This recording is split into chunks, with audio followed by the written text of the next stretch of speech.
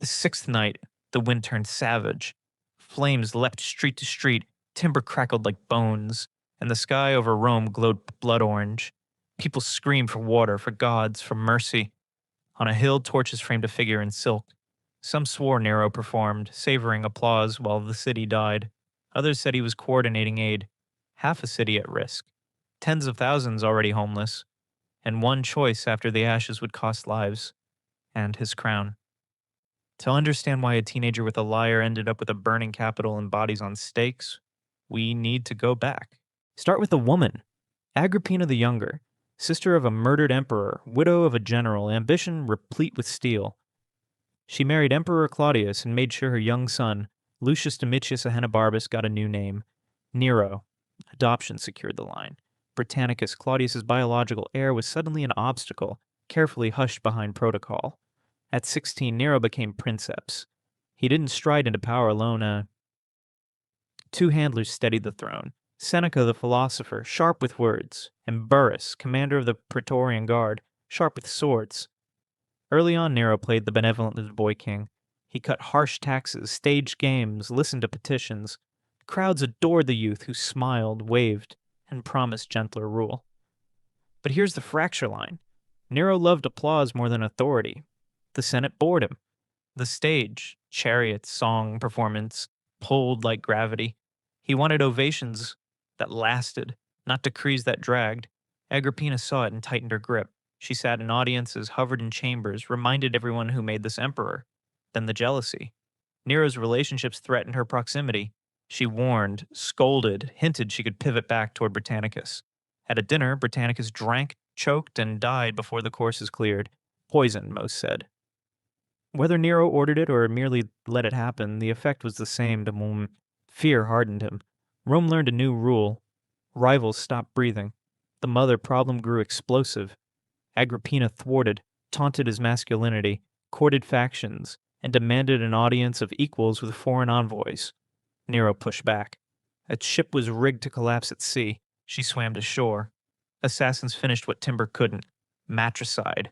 The word spread in whispers and then in public jokes no one wanted to hear themselves tell.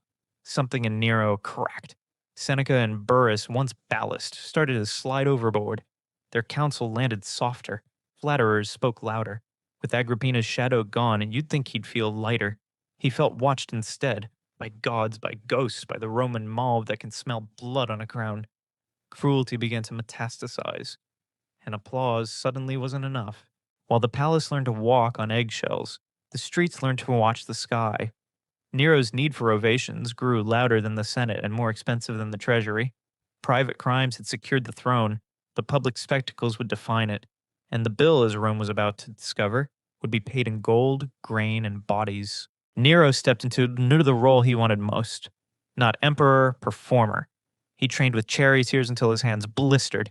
He practiced the cithara. Think a lyre with ambition, until tutors flinched at missed notes.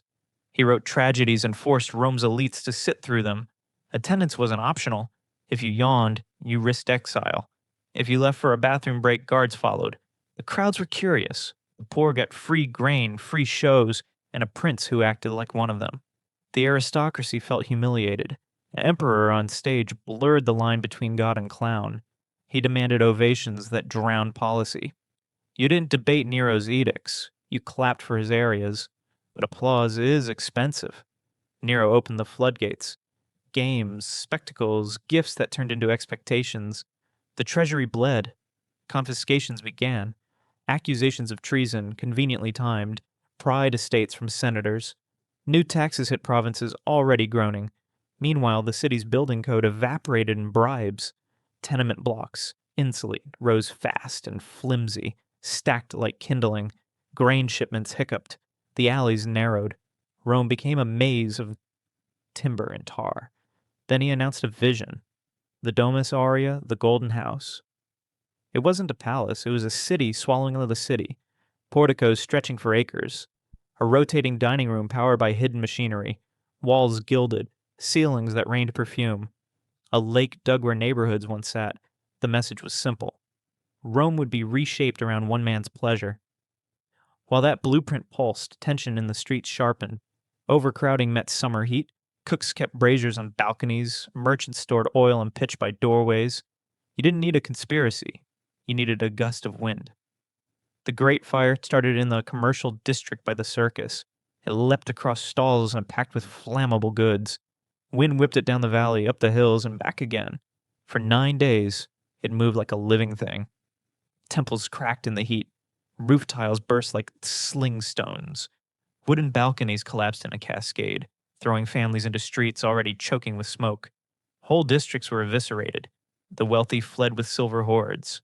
The poor ran with nothing and watched their blocks become furnaces. Animals screamed in the forums. Statues blackened and fell. The sky at night looked like dawn. By day, ash fell like snow.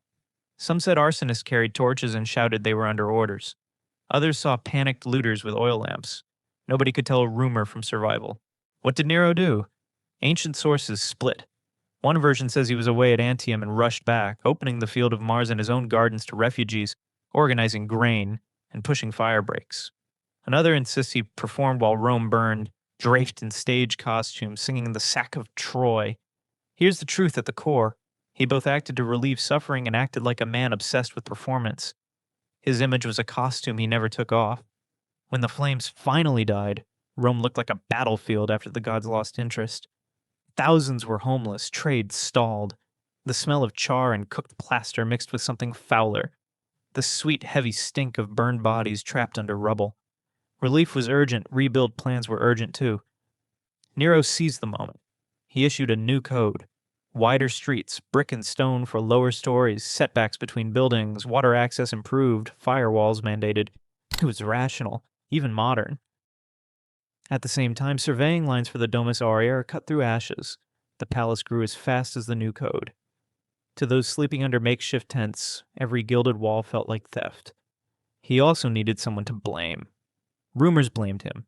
He blamed a small, stubborn sect. Christians.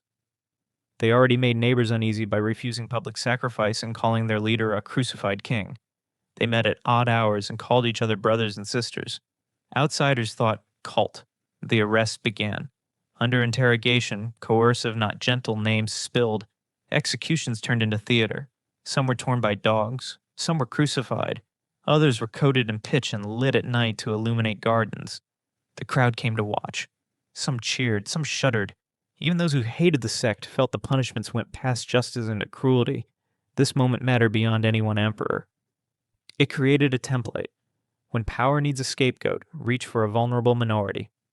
For Christians, it etched a narrative of martyrdom that would outlast Rome. For Nero, it bought time and fear. Both are expensive, both run out. Meanwhile, the confiscations kept rolling. A senator sat at breakfast and unsealed a notice. The villa by the Tiber was requisitioned for reconstruction needs. By dusk, labor gangs pried mosaics from floors. Statues disappeared into carts bound for the Golden House.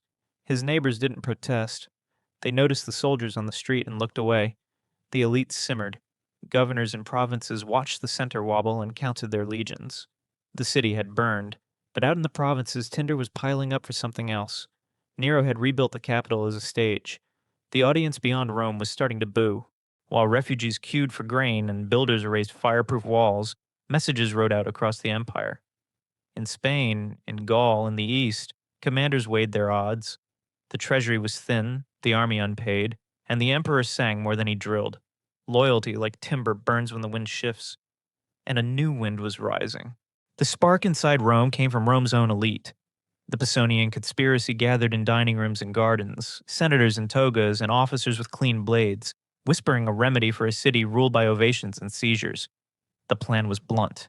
Kill Nero during a public appearance and elevate Gaius Calpurnius Piso, a respectable aristocrat, as a steadying hand. But conspiracies are leaky boats. A freedman reported a suspicious request for a meeting with the emperor. Threads were pulled. Names tumbled out. The arrests began at dawn. Executions followed. Some were staged as examples. Others were dignified, if that word can be used for a forced death. Seneca, the old tutor whose letters still preached moderation, was ordered to open his veins. He complied at home, calm because he had no other choice. Burrus was already gone. With each death, Nero stripped away the last men who told him no. The palace got quieter. The city got jumpier. Meanwhile, the map bled. In Judea, unrest flared into open revolt, an insurgency that would end with temples smashed and cities starved. In Britain, tax grievances curdled into rebellion, then into a lesson in how far resentful provinces could go. In the West, governors watched and waited. One of them, Servius Sulpicius Galba in Spain, kept a careful count of loyalty, coin, and men. Nero ran to the one place he still drew breath from, the stage. He left for Greece, entering contests and winning crowns, and in events where nobody had dared let him lose. He toured temples, performed tragedies, and collected laurels like a quartermaster collects rations. It was triumphist theater. The army saw its pay delayed. The navy saw its ships rot. The empire watched its emperor sing. Money, the empire's heartbeat faltered. Nero debased the coinage. Less silver, same face. He squeezed municipalities, seized estates, and auctioned off offices. Soldiers noticed their stipends slid, while courtiers wore new jewels. Loyalty was not a speech, it was a paycheck. And the checks bounced. Then the break. Galba declared for the Senate and people of Rome, not Nero. It was a careful legal fiction that let men switch sides without calling it treason. Yet, legions in Gaul and Spain weighed their oaths and chose the man who didn't sing. The Praetorian Guard in Rome, the emperor's supposed steel wall, did the math and accepted a bribe. The Senate, that old, careful body, suddenly found its courage when it heard hoofbeats outside the city. Nero came back to a capital that was done clapping. He woke one night to the rumor of horsemen and the very real silence of halls that used to buzz. The Praetorians had slipped away. Servants vanished. A few loyal freedmen urged flight. He grabbed what he could and ran for a suburban villa, a borrowed refuge that didn't want him. There, huddled in a room not built for emperors, he panicked. He begged for someone to dig a grave. He handled a dagger and couldn't bring himself to use it. He asked, "Is this how I must die?" Then another line, famous because it explains everything about him. "What an artist dies with me." A secretary steadied his hand. The blade went in. The emperor, who wanted applause, met the only audience that never applauds.